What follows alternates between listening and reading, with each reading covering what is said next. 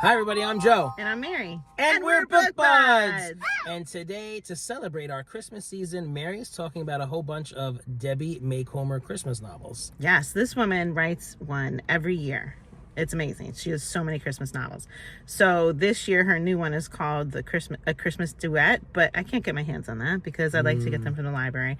And already it's on hold. It's like everybody has to read it. So I'm going to be waiting probably till after Christmas to get it. So A Christmas Duet, if you want to read that one, it's about a girl who has an interest in music. I think she's like maybe a music teacher or something like that. But she wants to get away from her family, have a quiet Christmas by herself in a remote cabin. But she gets to the cabin and it's filled with wild animals, so the mayor's son has to come along and save the day. So there's your love interest. And it said something about him being a music person also, so they probably bond over music, hence the duet in the title, which is cute. Music works well with Christmas books. Yes, but I didn't read it, so I can't tell you guys more about that. So I binge read a bunch of them, 7 Debbie Macomber books just recently, so that I could tell you what they're all about and which ones I enjoyed more. They were all super cute. They're all like a basic romance, you know, meet person, love them, blah, blah, blah. Or like somebody that you used to know comes back and all of that, right? Are they short? Like 200? Pretty quick. Like 250 to 300, something like that. Okay. I audiobooked them. They were really quick. Like a 5-hour audiobook. Yep. Yeah. Okay, so the first one I read was called Merry and Bright, and this is one of my top 4 favorites. I can't pick a top 1 favorite. So Mary is her name, Merry, but she's like a temp worker, and on her nameplate they spelled it wrong. They didn't write Mary, so everybody thinks she's Mary instead of Mary. Oh, okay. So Mary has a rude boss who said that it was against company policy to have Christmas decorations on her desk. So she had to take them down. Scrooge. But I love how like Debbie Macomber puts like all these little Christmas things here and there throughout the story. So you're always like thinking Christmas thoughts while you're reading the whole book. So Mary's brother is disabled and her mom and brother want her to do some online dating. So they open a profile for her. She doesn't socialize. She doesn't do anything. So they open a profile. They don't put a picture of her because she's very pretty and they don't want somebody dating her for just her looks. So they put a picture of their dog. So then she gets some dog comments, but then somebody comes along and they're like, you know, scoffing at this online dating thing, but they see this girl put this picture of this dog and they're intrigued. So they open up a profile with a picture of their dog. And then a little romance comes from there. So it's an unexpected matching between the two, but it was very fun. Cool. Okay. The next one I read was called Dashing Through the Snow. And Dash was the name of the guy, hence Dashing Through the Snow. Sorry. The titles always have like a cute thing like that. I just rolled my eyes. You sure did. Making fun. It's okay. You don't like the romance thing at Christmas. Joe's the reason I read Christmas books. He was like, we got to read Christmas books. Yeah. But you get upset that they're all romancy. I mean, they're just boring. They're cute.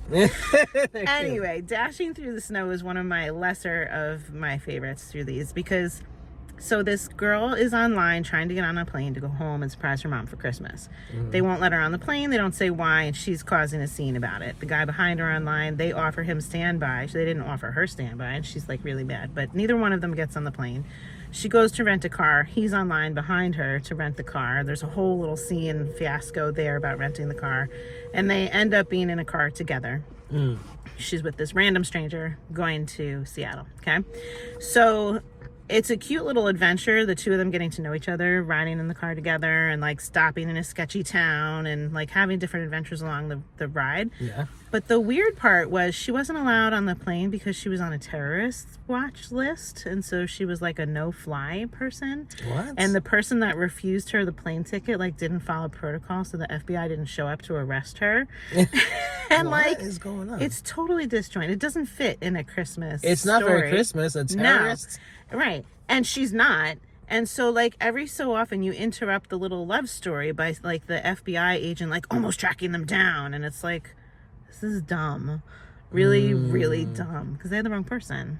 Yeah. So that part should have just been... Thank God she wasn't a terrorist.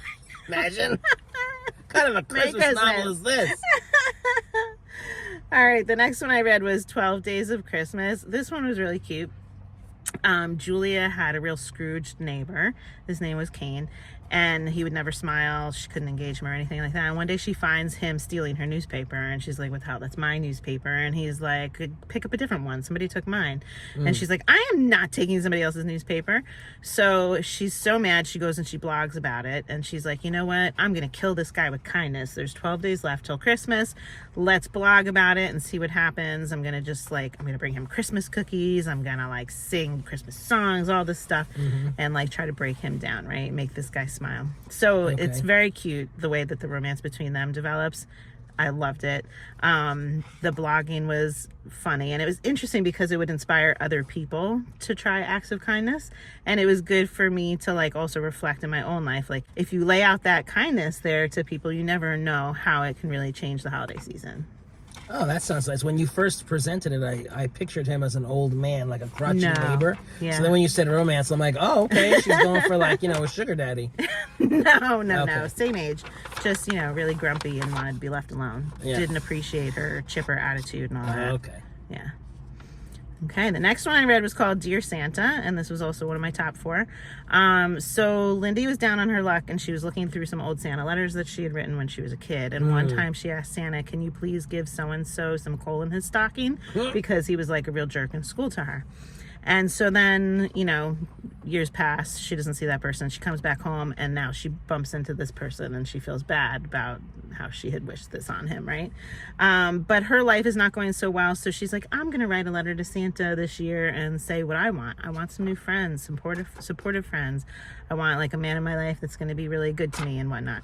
So the whole book is based on her letter to Santa, and you see it kind of like building all the positive things back in her life. It was really cute. Oh, that's cute. I still have my Santa letters. You do? Yeah, my mom saved them and gave them to me when she moved. She got them back from Santa?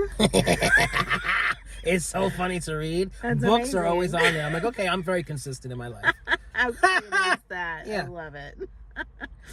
Okay, the next one I read is called The Christmas Spirit. This one is a little strange because it starts with 2 men. Typically, like, the focal person is the female character, right? Yeah.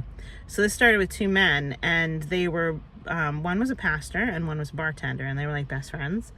And they each one thought that the other one had like a really cushy job. Like, this is not a stressful job. Working at a bar, having a good time. It's not a stressful job being at a parish, whatever else, right? So they switched jobs the week before Christmas.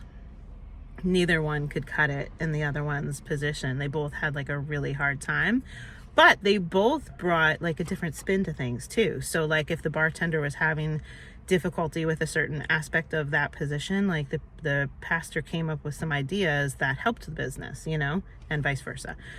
So each of them developed their own love interest in their separate locations, but these are short stories, so you didn't really have the time to get into each of those relationships so much, Still cute though. It was a cute read. I liked it, but little cool. Like I feel like it needed more pages, more hours in the audiobook. Okay, then I read Alaskan Holiday. Josie had a temporary 6-month position as a sous chef in Alaska, and like at the start of the book she had the relationship already, but it was like a casual thing, and she was going to be leaving Alaska to go work for a fancy chef. And so that relationship that she was in is the one that continued to like grow through the story as she's like leaving Alaska and whatnot. But it didn't feel like we were in the story from the beginning, It wasn't like, I don't know, it just didn't have as special of a development as the others did, if that makes any sense. Okay? And then my last one, which is also in my top 4, was called Jingle All the Way. Okay, and this one, Everly is like a very hard business worker, and she's in a business that she owns with a partner. And he's like, you got to take a month off. Just take the whole month of December off. And she doesn't want to do it. She hates, like, he has a family member that's her assistant, and she's like screwing everything up. And he's like, no, we can't fire her. You just take a vacation.